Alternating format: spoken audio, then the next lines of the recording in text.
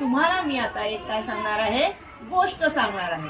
गोष्ट लक्षपूर्वक ऐकायची आणि मध्ये मध्ये मी प्रश्न विचारेन, त्याचं काय द्यायचं आहे, तुम्ही उत्तर द्यायचं आहे. एक असतो टोपीवाला. कोण असतो? टोपीवाला. तो निघाला टोप्या विकायला. काय पेटारा घेऊन निघाला.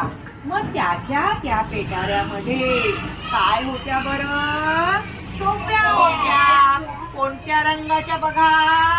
केशरी रंगाच्या. केशरी रंगाच्या किती टोप्या होत्या?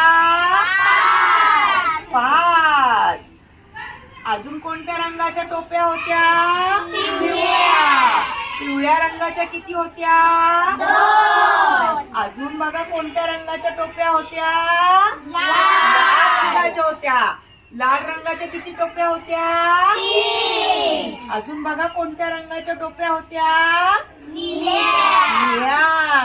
निळ्या रंगाच्या किती टोप्या होत्या? 5. अजून बघा कोणत्या टोप्या होत्या? कोणत्या रंगाच्या आहेत या? हिरव्या. किती आहेत हिरव्या रंगाच्या टोप्या? 5. बघा बरं एकूण त्याच्याकडे किती टोप्या होत्या? 5 5 5 15. किती होत्या रे एकूण टोप्या बघा? 20 टोप्या होत्या. बरोबर आहे. मग कोणत्या रंगाच्या टोप्या सगळ्यात कमी होत्या रे? पिवळ्या रंगाच्या. बरोबर की नाही? आणि समान रंगाच्या कोणकोणत्या टोप्या होत्या रे? केशरी.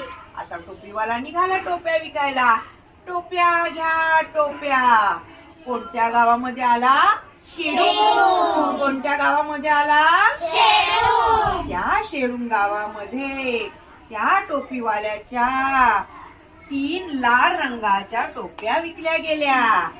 अजून त्याच शेडून गावामध्ये 2 पिवळ्या रंगाच्या पण टोप्या विकल्या गेल्या. आता त्याच्याकडे किती टोप्या राहिल्या? 15. किती टोप्या राहिल्या? 15. Very good. आता चालत चालत तो कोणत्या गावात आला? भिंगार. कोणत्या गावात आला?